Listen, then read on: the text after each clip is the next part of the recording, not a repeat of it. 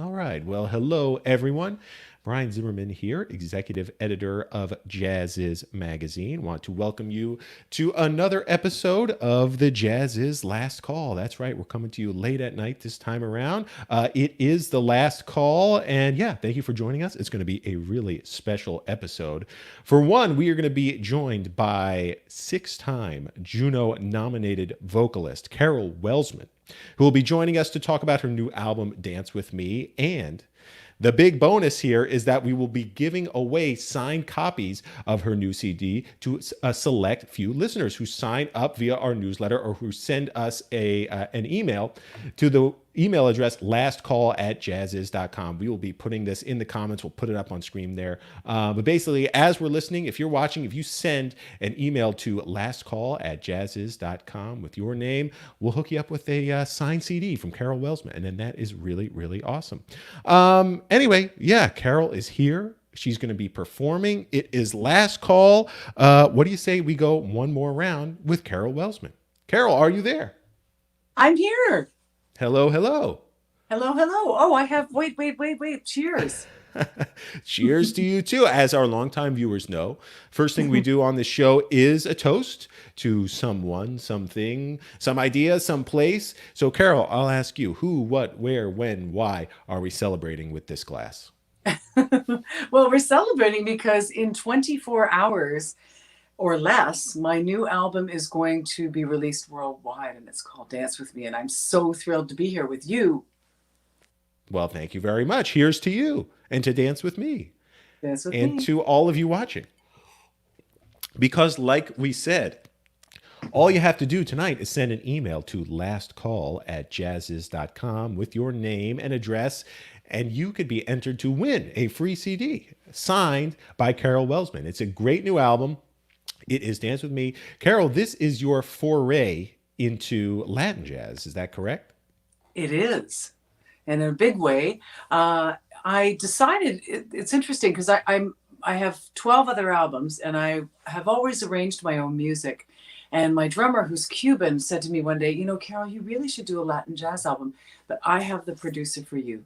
He says, I think you should get Oscar Hernandez to produce and arrange the music, which I thought was interesting because, and I thought about it. I thought, you know what? I love salsa and I love, all these traditional rhythms, Latin rhythms, but I'm not of Latin descent. Mhm. So I need somebody who really knows this stuff well and can teach me how to play it. So that's why it's really exciting.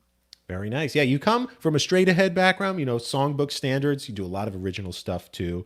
I'm curious, as you made your way into Latin jazz, were there classic albums that you went back and listened to kind of get a feel for the style?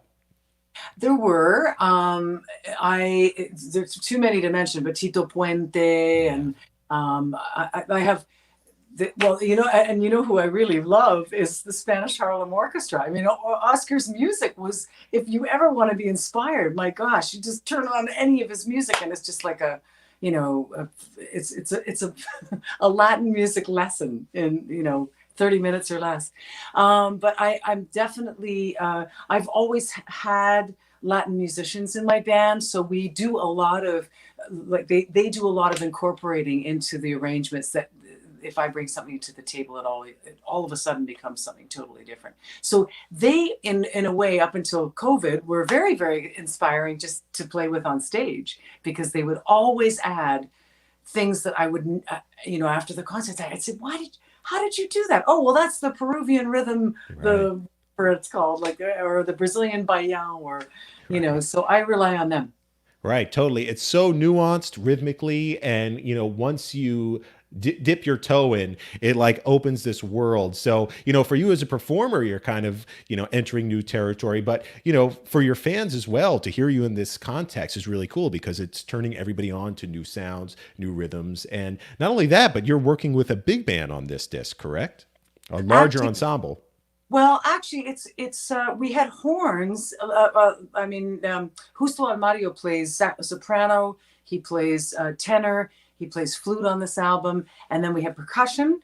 Hmm. Joy De Leon, Jimmy Brantley on the drums, Rene Camacho on bass, and then me on piano and vocals. So not a big band, but I dare to say the sound is pretty big, even just with five of us. Yeah. But the interesting thing about this too, Brian, is that because I speak Spanish and I Hmm. sing a bit in Spanish, but Oscar said, Carol, you and your co-writing partner did these adaptations, which I played to him, of these Latin classics, these Cuban songs that, lots of this music that we're not familiar with as the North Right. Americans. And so when I played him the adapted versions in English, he said, Carol, just do those. Like, it's so great just because these are all new songs for the English speaking audience. And so that's what I did. Okay, and that tastes very nice. And we see you are sitting in front of your piano, and I understand you have prepared a little bit of a song for us tonight. I have actually. This is I always challenge myself to write an original song for each album, at Okay. least one. And we have two originals on this, but this is one that I did all by my lonesome self. And this is it's a little hard for me to render without all the guys because they make so many wonderful percussive sounds. But this is a tune called Revelations. Beautiful. Would you like me to play a little bit? I would love that.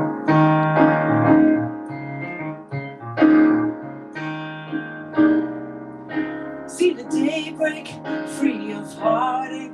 Time to leave all the bygones behind and imagine opportunity starting to shine. Open windows, colored rainbows, new horizons each step of the way. It's the dawning of tomorrow beginning today. There's a light that will guide you along the road, discovering just what treasures await. You must believe in the mystery as it unfolds, so you can fly higher than high. Close your eyes and simply enjoy the ride.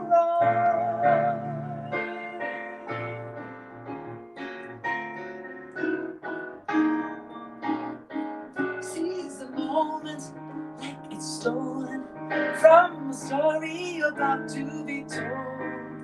Be a dreamer and you smile as each dream turns to gold. Revelations, invitations on the journey, just follow the signs. Feel the power in your heart and the stars will align. Being on top of the world is much easier. To see my clarity and peace of mind. Just take a breath, make a wish and forget. You can fly higher than high.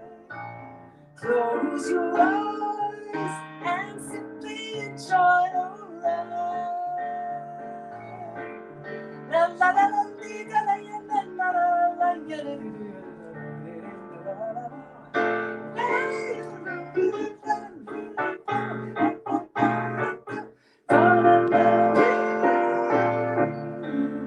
So you can fly. Close your eyes and simply enjoy the ride.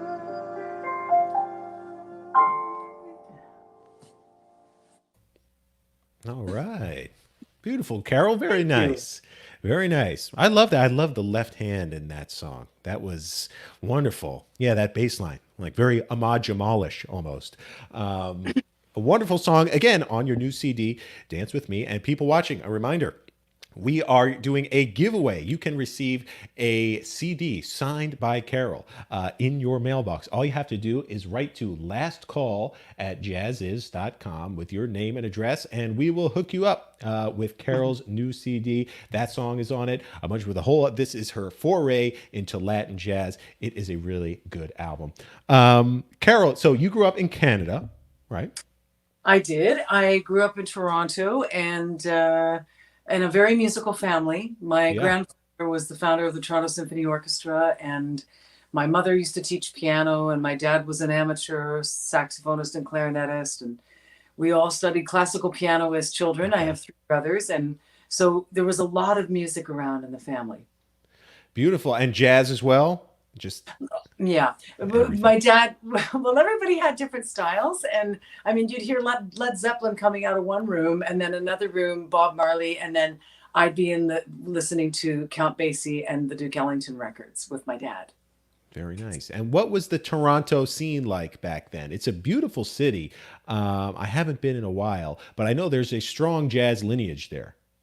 There very much is, and I'm just visiting Canada now, but it's very vibrant as far as clubs go, and of course I have a whole band from Toronto when I come up and play. These are people who have recorded with me in the past, and it's a great city, and in fact it's a city that a lot of American performers would like to come. You know, a lot of everybody comes through here. There's like a, there's a real feel of. It's one of the international stops for sure, a major stop. So I may, well, I'm spending more and more time in Toronto now, so I've really got to look into it. We've got a great jazz station. It's an award-winning jazz station, and they're now playing my single. I don't know, I had a single come out from this album on May 29th, and it's a well, you probably know Juan Luis Guerra is Hmm. he's kind of like the James Taylor of Latin music. Right. And he sold 70 million albums worldwide, and he agreed to sing a duet with me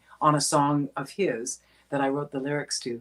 So this is something that's kind of a digression from Toronto, but it's a very no, it's very much a big part That's of definitely worth noting. The single is out there. Yeah. it. It's a beautiful song and performed marvelously. You really take to, the because Latin music, it definitely requires a certain kind of vocal flexibility, and you really articulate. Well, where did you learn Spanish, if you don't mind me asking? Well, I was very fortunate to live in Europe for 7 years, and I lived 4 years in France and 3 years Wow. in Italy. And we studied French in school in Canada, so I had a bit of a background in French when I first went over, and so I became fluent. And then moving to Los Angeles, wow! If you don't know Spanish, I Yeah. mean, it's heavily Hispanic, and I love that. I mean, we have Yeah. somebody, we have an assistant in our house that doesn't speak English, and I'm thrilled because she's the one who's my main teacher. But I'm now studying. I have a course on. I study advanced Spanish, but it's quite easy when you know the other Latin languages. Right. It Yeah. comes easier. And I also wanted to understand what my musicians were saying on stage when we were rehearsing, I because get it. yeah, because they would always speak Spanish together. I thought, wait a minute, I've got to figure this out. Yeah, and I think having the musical ear helps with regard to learning languages sometimes. And hey, it's the same down here in Miami. It's so much part of the music scene, Oh yeah. that it is absolutely essential. This is definitely the kind of music you should be dancing to. Would you say? I think so. The other fun thing is there's a song. I have to share this with you because it's a really neat story. I was invited to be on the Mark Stein show in November for his. They were filming his Christmas special in Montreal, and so we were all flown in. And I had no idea that Randy Bachman of Bachman Turner Overdrive was going to be on the show. Wow, cool. So I walked into the rehearsal room, into the stage area, and here's Randy on stage, and I've never met him. So we're down in the makeup room, and he all of a sudden he sits down next to me, and I said, "Randy, you're not going to believe it, but my favorite song of yours is a song called 'Looking Out for Number One,' which is but basically a bossa nova." And he's looking at me Right. like I'm crazy because, of course, I mean, it was a hit, but not as big as some of his. And I said, "I'm doing a Latin jazz album, and I'm thinking I might want to arrange that." And he said, "Wait." And he runs and gets his guitar, and he straps it on, and he starts singing all these songs that he's written of late. And one of them was this song called "In a Taste of Paradise." When the moon is up there watching, and it pulls us like the time, together forever in paradise. There must be a lucky star that's shining tonight. And we are the only ones who dance in its light. And I heard this thing and I said, Nice. Randy, that's mine now.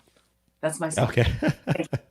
And he He said, very okay. graciously let you run with He it. handed over Beautiful. Beautiful. and said, but no, I mean, but such an unusual situation where Yeah. he suddenly talking about Lenny Bro, who he learned guitar from, who was very famous in Canada. And growing up, he like just I suddenly felt like I was with my oldest friend, and just the feeling of we sang some of the songs that the Guess Who made, She's Come Undone, and these huge hits he had.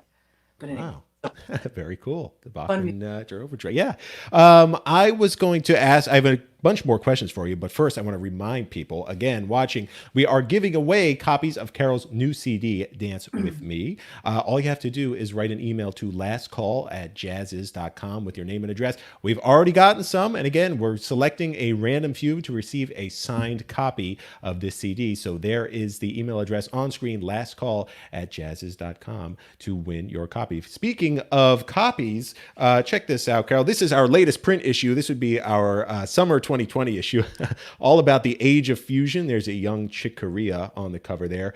This issue has already been mailed, and fortunately, all of the content from this print issue has been converted to web articles that are available on our website. You will need a digital subscription to read them, people watching, but we are offering a special subscription rate for Jazz's Last Call viewers and for fans of Carol Welsman. For just 99 cents per month for 3 months, you can unlock unlimited digital access, plus we'll enroll you to receive a complimentary print issue come fall. When we send out our new print issue in September, it is all about the art of the album, listening to albums, collecting albums, producing albums, album cover art. That is coming out in September. You sign up now, you get the 3 months of free digital access plus a complimentary print issue. All right, Carol, we heard while you were playing, you are a wonderful improviser, when it comes to scatting. And I'm curious as to, in terms of improvisation, in terms of soloing, who you were listening to kind of develop that muscle, to develop, that sensibility in your ear. Well, you know what? It actually goes back, and I'm not kidding you. One of the first solos I ever heard that actually changed my mind from, going into learning how to play James Taylor music to going into jazz was the Grant Geisman guitar solo on Feels So Good on the Chuck Mangione song. All And it's right. still, to me, today, one of the most beautiful guitar solos I've ever heard. I don't know if you It is. like it as much as Oh, I I do. know it well. I'm And a so trumpet player, so I'm a big fan of Chuck, and I love that song. what's even better is Grant was in my band for Oh, years. wow. I moved to LA, and then he got really busy with oh gosh, the show on TV. It'll come to me. Chuck Lorre, huge show. Something about men. Oh, 2.5 Men? 2.5 Men. Yeah, Two he and a wrote Half the Men. theme, and I can't Okay, believe I cool. forgot that. It's hilarious. Anyway, so I told him, I said, Grant, I know that I'm going to age you here, but he still looks so young. I don't even know how old I said, well, how old were you? 12 when you played that solo? He sounded so amazing. I said, this solo really did it for me. And then it was, Miles Davis. And then actually I was at a Woody Herman concert and heard, and Lyle Mays was playing piano with him, and Oh, Lyle was wow. about 20 years old. And Woody Herman stopped the concert, the big band, and said, ladies and gentlemen, the genius of Lyle Mays. And he let Lyle play for 20 minutes by himself. Wow. And I sat there with my dad. I'm 12 years old, and I'm sitting with my dad. I'm going, listen to this guy play. So it was those sort of epiphanies. But I have to thank my dad for the fact that he brought Duke Ellington alive for me and brought the Count Basie arrangements and the simplicities of them and everything. But you did ask about improvising. Yeah. Tanya Maria was a huge influence on me. Who was that? Tanya Maria, Oh, okay. but also I used to listen to Ella and Oscar, and like the earlier albums I bought as a first buyer of jazz would be Ella and Oscar or Ella with Joe Pass, and I would listen to these lines, and I just think they're beautiful. Then I went to Berkeley, and I got pretty good at ear training to the point where I answered an ad for Downbeat magazine, and I I was lifting whole sides of records for them, and they were selling. They pay me, I forget, like $150 a side. So I lifted all these great jazz albums, and I honestly say that that did a lot for the improvising. Absolutely. Yeah. Listening, transcribing. I tell people who want to develop that improv solo muscle, the best thing you can do is listen and transcribe. And it's so funny talking to vocalists. Often what I find, vocalists that really, really excel at scatting, their biggest influences are usually instrumentalists. Rarely are they other. I mean, they know Ella, of course, and Sarah, and they appreciate that scatting ability. But to really tap into that, they look to the instrumentalists. And the other thing I'm curious about is, because you are so studied in piano, you went to Berkeley. Do you think, as a vocalist who plays keyboards and really knows the theory, you interact with a band differently than a vocalist who is strictly a vocalist? Oh, absolutely. Because also, and I was going to say, I wanted to make a point of saying that the improvising thing too is it also comes from having learned the piano, and I'm playing. I'm very much a part of the band, which leads to your question of yes, I'm integrating with them on every level. So I have to be like it gives me. I need people who have super time. Like my drummer is like there's nobody speeding up, nobody slowing down, because I'm part of Right. the part of the rhythm section. And then when the time is really good, I get to do a lot more as far as taking off, and they'll follow me. Like the drummer and I are. Jimmy is amazing. In fact, Lyle actually told him that he was his favorite drummer of all time. And Hey, that's high praise coming from Lyle. Yeah. I know. Yeah. And so, and Jimmy, anyway, so we're lined up, and he's listening to every move, and he just plays off everything. It's so beautiful. But I have to tell you that at one point I thought, I'm never going to be Oscar Peterson because I don't practice enough, and I don't really feel like Oscar's doing that. My thing is sort of minimalistic, more like Count Basie and stuff. Okay. Yeah. So I started to do this thing where I go.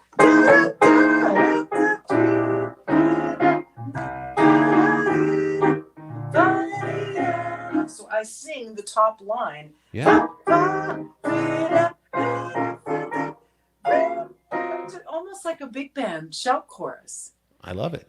And so I now, like, I had a horn player in my band at one point. He goes, "You should do that. I don't hear anybody doing that." So I was just about to say. yeah. That's So instead of unique like to you. I instead of going like the 16th solos, no. But I mean, it's kind of cool just to come up with something that is more in the box. I mean, it's just and it's different. It's unique. Did that come about naturally? Just you're playing and you happen, like George Benson. I think with him, he was just playing and happened to sing, and that became George Benson's thing. Was it the same with you? It was the same with Yeah. me. It's the silliest thing, but it was that horn player, Phil Dwyer, who said to me, "You really should do that because I don't hear anybody doing it." But it was Right. also just the fact that when I'm playing and accompanying myself on piano, I'm creating the whole palette, the harmonic palette. The guitar players in the band, they can't do very much because, more than thirds and sevenths and stuff like that, because I'm really in their way, which is not very nice of me, is it? But so anyway, it has developed into a bit of a thing. Very cool. It's your thing. No, I love it. I love it. And again, people watching, just a reminder, if you would like to win a copy of Carol Welsman's new album, Dance With Me, all you have to do is send an email to lastcall@jazziz.com. That's our email address. Again, with your name and address, a signed copy of Dance With Me will appear in your mailbox. Carol, 6-time Juno nominee.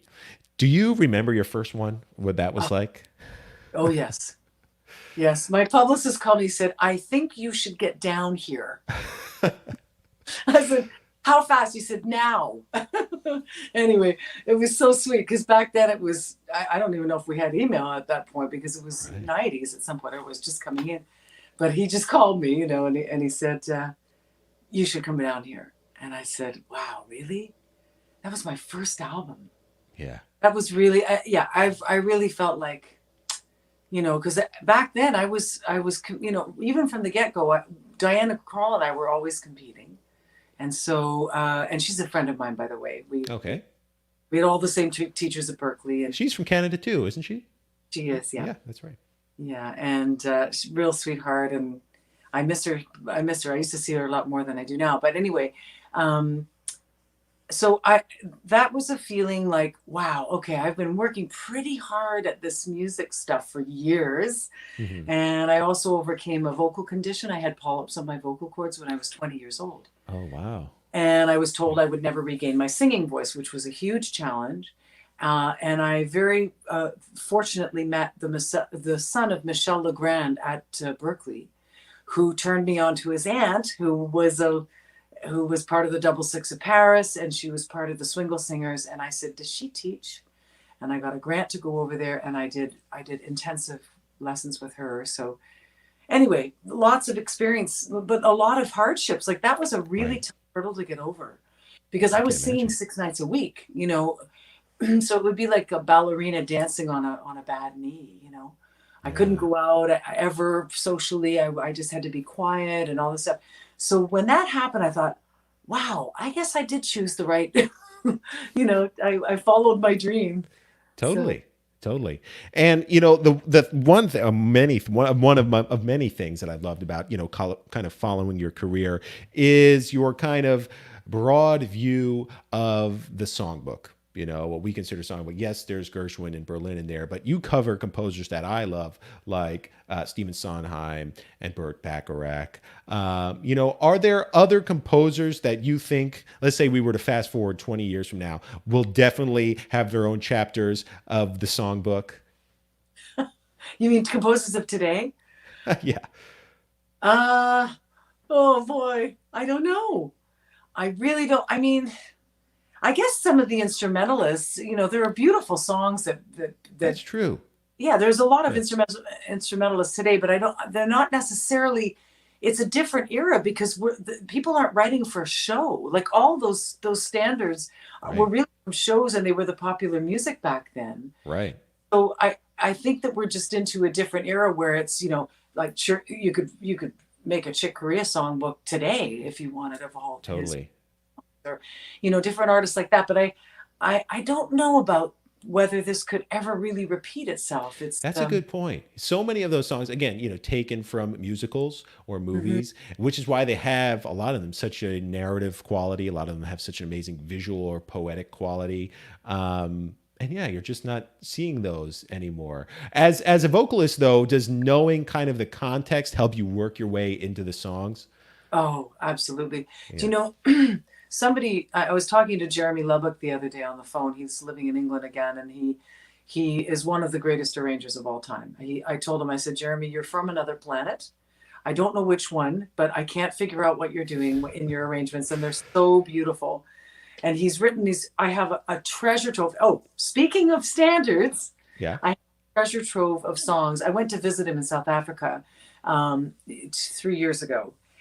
We were there and took a few days, and I filmed the whole visit with him because he arranged for Michael Jackson and for Barbara Streisand and the best, Tony Bennett, Andy Williams, all of them.